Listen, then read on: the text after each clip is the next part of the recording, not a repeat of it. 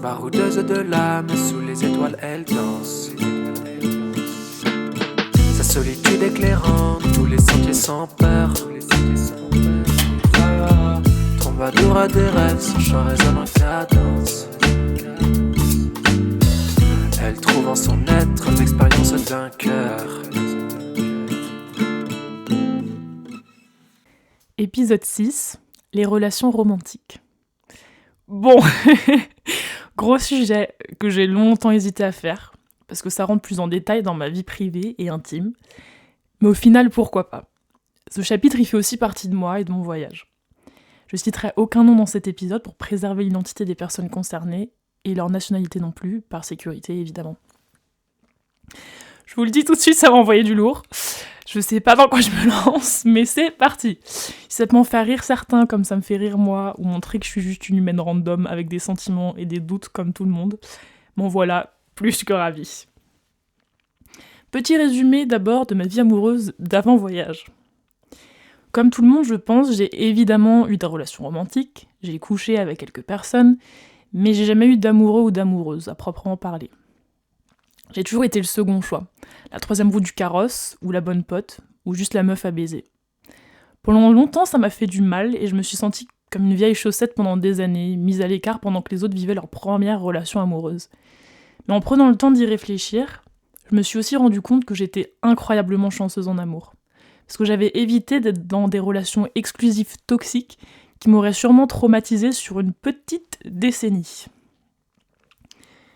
Bien sûr, les relations romantiques que j'avais eues jusque-là m'ont aussi trauma d'une certaine manière, mais je crois que l'impact a été moins important que si j'avais été exclusivement impliquée avec ces rares personnes dont j'étais tombée amoureuse et qui n'étaient au final pas du tout faites pour moi, mais alors pas du tout. Je me suis également rendu compte que je pensais être en retard par rapport aux autres, mais en fait je les ai eues mes relations romantiques aussi. C'est pas parce qu'elles ne répondaient pas aux critères hétéronormés de la société qu'elles étaient inexistantes ou sans valeur. C'est bête à dire, mais j'en ai appris tellement sur moi-même à travers ces relations romantiques nazes. J'en ai voulu à ces gens-là. Et j'ai jamais eu envie de me venger. J'ai jamais regretté non plus tout l'amour que je leur ai donné. Et au contraire, ces relations, la manière dont je les ai gérées m'ont montré à quel point j'étais généreuse, à quel point j'étais aimante, patiente, et prête à écouter et comprendre les autres. Et toutes ces qualités, je les ai emportées avec moi en voyage. De quoi faire de bien belles rencontres. Quand je suis partie, j'étais donc dans une humeur où pour la première fois de ma vie depuis longtemps, j'étais pas du tout en recherche de partenaires romantiques. Les hommes aux oubliettes, tous à la poubelle. J'avais besoin de guérir de ces années de rejet amoureux et comme je comptais être dans le mouvement pendant au moins 1 an, pas envie de m'attacher à qui que ce soit. Ce voyage se ferait en solo, du départ jusqu'à la fin, et pas moyen de négocier. Mais ce qui devait arriver, arriva. Oui, je pense que vous voyez très bien où je veux en venir. Et ça va être hilarant. Donc 3 semaines après être partie, littéralement 3 semaines, ce qui est super, méga court, j'ai rencontré quelqu'un qui a fait chavirer mon cœur. C'était pas du tout prévu, évidemment. Je l'ai pas vu venir, alors que Dieu sait que mon intuition, elle marche, mais du feu de Dieu. Et c'est ça qui était magnifique, en fait. On dirait un vieux film de Noël cheap, je vous jure. Bref, j'ai connecté d'une manière dont j'ai jamais connecté avec quelqu'un auparavant. Ce que je veux dire par là, c'est que c'était évident dès le départ.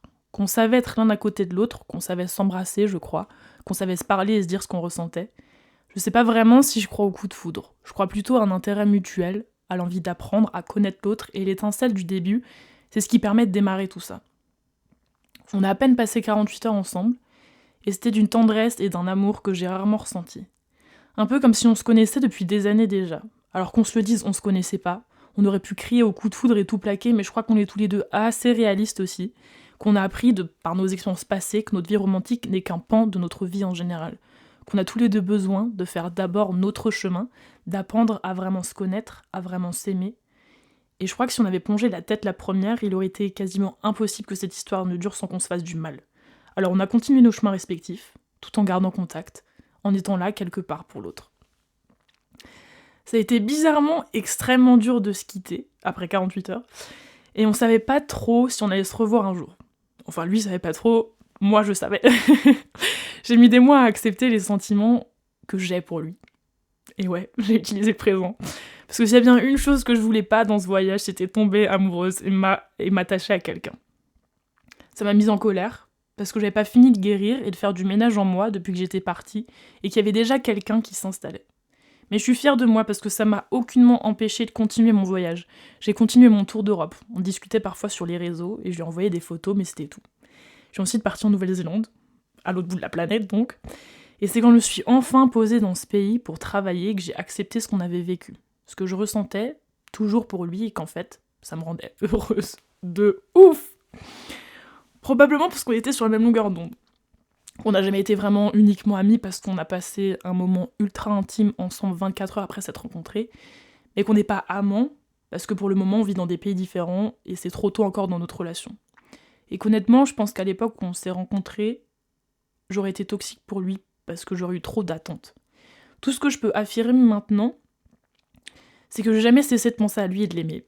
Le fait qu'on se parlait peu était pour moi parfois difficile à gérer parce que j'étais pas sûre d'à quel point je comptais réellement, de si j'étais une rencontre d'une nuit ou plus que ça. Et comme je suis pas proche de lui physiquement au sens littéral, le fait d'interagir assez peu avec lui par SMS, ça me fait douter de sa présence dans ma vie ou de son envie d'y être. Je précise que j'ai pas couché avec cette personne, mais que le moment qu'on a vécu ensemble, il était 1 milliard de fois mieux. Maintenant que j'avais accepté mes sentiments, c'était aussi plus facile de s'ouvrir à d'autres personnes.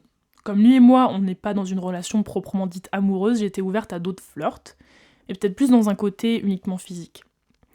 Du coup, j'ai ken avec 3 personnes différentes en Nouvelle-Zélande, que des coups d'un soir. Sauf que l'un de ces coups, il s'est fait avec un très bon ami à moi que j'ai justement rencontré en Nouvelle-Zélande. On s'est rencontrés en fait pendant qu'on travaillait tous les deux dans un petit village vinicole. À force de se voir, de se croiser et de passer du temps ensemble, j'ai commencé à avoir un sérieux crush sur lui. Et il paraît que ce crush était réciproque. Du coup, juste avant qu'il parte de Nouvelle-Zélande, on a couché ensemble. On se tournait autour depuis déjà quelques semaines. Ses potes avaient l'air courant, on a passé une journée ensemble tous les deux à explorer l'île sur laquelle on était. Et c'était cool, c'était sympa, c'était chill, c'était casual. Il n'y a rien eu de plus après ça au niveau sexuel. Mais je suis allée lui rendre visite en Indonésie après mon voyage en Nouvelle-Zélande. Et j'y suis allée en fait en toute amitié. Ce serait mentir à moi-même que de prétendre que j'avais pas de sentiments romantiques pour lui. Mais ça a pas évolué dans ce sens-là. On a passé pas mal de temps ensemble, ce qui nous a permis de créer du lien, de connecter, de commencer à construire une amitié qui compte beaucoup pour nous deux. Et aussi, quand c'est devenu un petit peu plus romantiquement concret avec lui, je me suis posé la question de qui je choisirais entre lui et le mec que j'avais rencontré au tout début de mon trip. Et la réponse, c'était toujours le premier mec. Je me suis posé des centaines et des centaines de fois pour savoir ce que je voulais vraiment. Ce que je ressentais vraiment pour qui, et la réponse était toujours la même. J'ai écouté mon cœur. En fait, je suis quelqu'un qui est pas vraiment intéressé par les coups d'un soir. C'est arrivé quelques fois dans ma vie, ça arrivera sûrement quelques fois encore. Mais ce qui me stimule moi, ce qui m'exalte, ce qui m'excite, c'est ce qu'il y a dans le cœur et dans la tête des gens. C'est la manière dont je connecte, dont je vibe avec un potentiel partenaire. C'est-à-dire qu'il doit y avoir une discussion, une conversation pour que je sois réellement sexuellement attirée par quelqu'un. Et c'est rarement quelque chose qui se passe en une soirée, surtout bourré. Le match qui se crée avec une autre personne, il peut être purement amical pour moi. En fait, j'ai juste envie de partager du plaisir avec quelqu'un que j'apprécie, quelqu'un qui me ressemble ou qui me complète, qui stimule mon cerveau et ma manière de voir les choses. Me faire regarder comme si j'étais un morceau de steak prêt à être bouffé, ça va jamais, mais alors au grand jamais m'exciter. Alors pour toutes les personnes et futurs voyageurs qui écoutent cet épisode, pas besoin de faire la course à qui va baiser le plus de gens. C'est quelque chose qu'on retrouve énormément chez les baroudeurs, comme quoi il faut croquer la vie à pleines dents et profiter de sa jeunesse. Mais si profiter de sa jeunesse, c'était d'abord guérir ses traumas relationnels, apprendre à se connaître soi, son corps, avoir les meilleures parties de jambes en l'air avec soi-même d'abord, pour ensuite avoir les relations amicales, romantiques et sexuelles les plus saines et safe possibles. Entre moi et le deuxième mec, c'est purement amical maintenant. Et c'est vraiment un bon ami. J'ai enfin revu le premier mec juste avant de rentrer en France, plus de 10 mois après s'être rencontrés. Et roulement de tambour. Écoutez, l'attirance, la connexion, l'envie de se découvrir, l'intimité. Le sentiment qu'on se connaît depuis des lustres et l'évidence, dès qu'on se retrouve, elle est toujours là.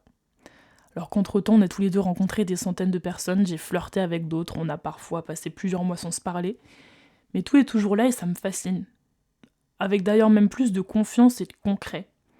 Parfois, je me demande si c'est réel, et je crois que oui. On s'est bien trouvé réellement. J'ai conscience que lui et moi, on se connaît encore peu, et en vrai, je sais pas vraiment ce que l'avenir nous réserve.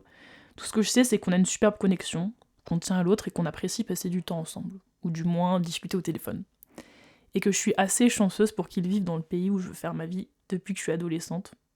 Et c'est déjà beaucoup. Alors, peut-être que ça fait maintenant plus d'1 an que je me fais des films, peut-être que je me fais berner, peut-être que quelqu'un d'autre va venir remplacer l'autre.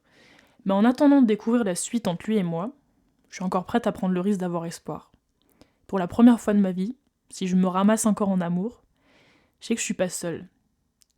Et que pour être tout à fait honnête avec vous, je suis tombée amoureuse de moi pendant ce voyage. Et putain, c'est beau. Suite de ma vie romantique dans la saison peut-être 48 de ce podcast. À très bientôt, chers auditeurs et chères auditrices.